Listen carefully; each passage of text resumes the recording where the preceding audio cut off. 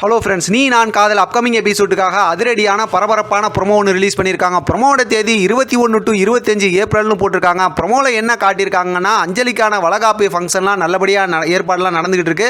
அங்கே பார்த்தா ராகவ், அபி, ஆகாஷ், அபி, அனு எல்லாருமே வந்திருக்கிறாங்க. இப்போ எல்லாம் நல்லபடியாக நடக்கணுங்கிறதுக்காக நடந்த எந்த விஷயத்தையும் சொல்லாமல் ராகவ் வந்து நிற்கிறாரு. அவரோட முகத்தில் அந்த காயெல்லாம் இருக்குது. ஹாஸ்பிட்டல்லாம் போயிட்டு வந்ததுக்கப்புறம் இது நடக்குன்னு நினைக்கிறேன்.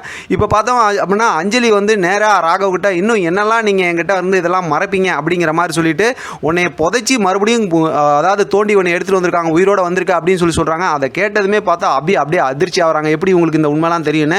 இப்போ பார்த்தா இவங்க பேசிக்கிட்டு இருக்கும்போதே முரளி வந்து என்ன அம்மா என்னென்னமோ பேசுகிறீங்க அப்படின்னு சொல்லும்போது, நீ வாயை மூடுறா, உன்னை பற்றி எல்லாம் எனக்கு தெரியும், உனக்கு அசிங்கமாக இல்லை, உன்னை பார்க்க எவ்வளோ ஆசையாக வந்தேன் தெரியுமா, அப்போ தான் எல்லாம் தெரிஞ்சுக்கிட்டேன் அப்படின்னு சொல்கிறாங்க. இப்போ பார்த்தா ஃப்ளாஷ்பேக் காட்டுறாங்க.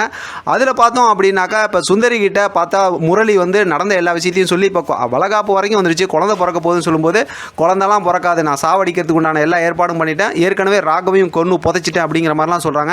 இதெல்லாம் கேட்டதுக்கப்புறம் பார்த்தோம் அப்படின்னா அப்படியே ஆமாம் எல்லா தப்பையும் நான் தான் பண்ணேன்னு சொல்லி முரளி ஒத்துக்கிறாங்க. ஒரே பரபரப்பாக இருக்குது. இறுதி அத்தியாயங்களை காண தவறாதீர்கள் அப்படின்னு சொல்லிட்டு நமக்கு பெரிய ஒரு அதிர்ச்சியை கொடுத்துருக்காங்க. பார்க்கலாம் அடுத்து என்ன நடக்குதுன்னு. இதை பற்றின உங்களோட கருத்து கமெண்ட் பாக்ஸில் தெரியப்படுத்துங்க. தொடர்ந்து ஆதரவு கொடுங்க. தேங்க்யூ ஃப்ரெண்ட், தேங்க்ஸ் ஃபார் வாட்சிங்.